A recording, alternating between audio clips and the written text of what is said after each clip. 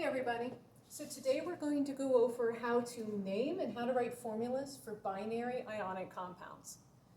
Don't let this name scare you. Binary, bi, that just means two. Ionic just means ions. So these are compounds that are made out of two ions. Easy. All right, let's go ahead and let's get started. Ks. What's the name of that? Well, we look up the name K, that's potassium. Just go ahead and write the name as it appears on the periodic table. Easy enough. S, you need to put the ion name. Okay, when we look on the periodic table, S is sulfur, but we're not going to write sulfur. We're going to write sulfide. This is potassium sulfide. Formula. Well, that's almost what we have written here. We're going to write the symbols. But you must balance the charges. And the way I like to do that is I just write it over the name. So potassium is plus 1. Please call Ms. Glendinning at extension 030. Calvin Jordan, please call Ms. Glendinning at extension 030. And I'm recording this at school, so that's going to happen. All right, so the charge for potassium is plus 1. The charge for sulfide is negative 2. All right, we have one thing here. We have two things here, okay? Think of this like a $2 bill. If this is a $2 bill and this is a $1 bill, you need two of these to equal one of those, right? If you have a $1 bill, you need to multiply that by 2 to have it equal the $2 bill. So when we come over here to our formula, we need two potassiums. So you're going to write K2.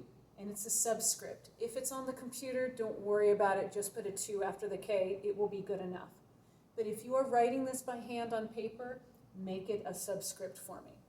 K2S. Now you can write a 1. A lot of times we don't. If you're taking a test or if you're doing an assignment on a computer, sometimes you will have to put that 1. So kind of get used to doing both. Okay? There is a shorthand way of doing this that often works, but not always. And the shorthand way is just to cross the charges. You take that negative 2 from the sulfide, you write it on the potassium. You take that 1 from the potassium, you write it after the sulfur. And you see that's what we got there. Now, if you end up in a case where you can reduce these, where one of them is a multiple of the other, let's say if you end up with 4 and 2, you're going to have to reduce those down to the lowest common number. But that doesn't happen very often at all. Let's do this one, okay?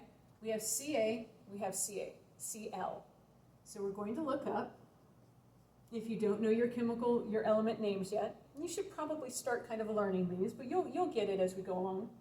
So we have calcium, and we don't write chlorine, we write the ion name, chloride.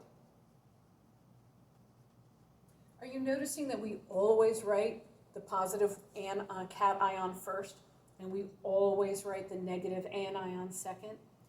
That's the rule. That's what we always do. Now we're going to write our formula. We always write the cation, the positive one, first. We always write the anion, the negative one, last. And now let's look at our charges. In this particular case, calcium is plus 2, chloride is negative 1. I have these memorized. You may memorize these, or just go ahead and look it up on the chart that I told you guys to write down. We need 2 chlorides to cancel out the calcium. So we're going to have CaCl2 as our formula. All right, BO. I picked these for the charges, but it's also kind of amusing. Okay, so we look at B. I'm going to give you just a second to do that on your own. Boron. You can capitalize it, you cannot capitalize it, I don't care. All right, instead of oxygen, remember we're going to write oxide. Okay, the charge for boron is plus 3, the charge for oxygen is negative 2. We need to balance the charges. 2 doesn't go into 3, 3 doesn't go into 2. So we have to find the lowest number that they both go into, and that would be 6. We need 2 borons to equal positive 6. So we are going to write B2. we need 3 oxygens to equal -6. So we're going to write O3. I can show you guys some manipulatives that can help you with this. I can draw you something on the board for just a moment. Boron is a +3. Oxygen is a -2. Again, 2 doesn't go into 3, 3 doesn't go into 2, but they both go into 6. So how many of these do I need in order to equal 6? Well, I need 2 of them. And now I have 6 little red dots. How many of these do I need to equal 6? I need 3 of them.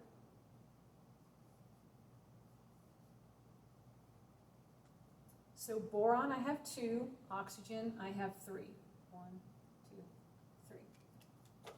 Boron, 1, 2. That's the reason these always appear in those ratios and those proportions. For some people, understanding why we have to write these numbers really helps them to understand. For some people, this confuses you. And in that case, just cross the charges, okay?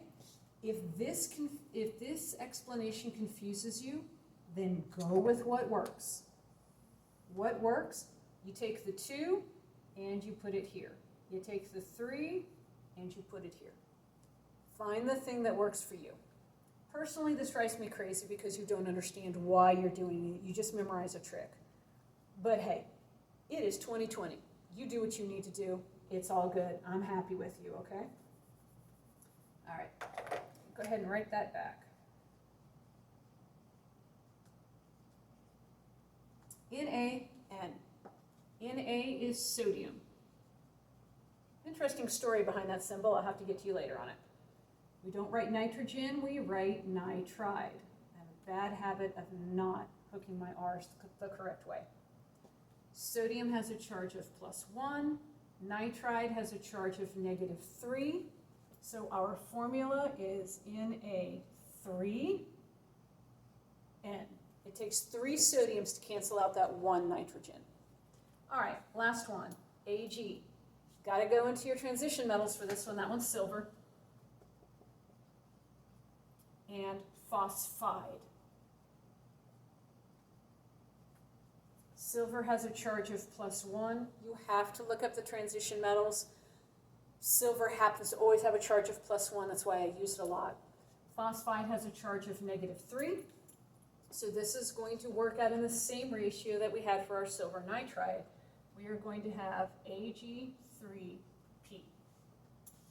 That was a super quick review of how to name and write formulas for binary ionic compounds.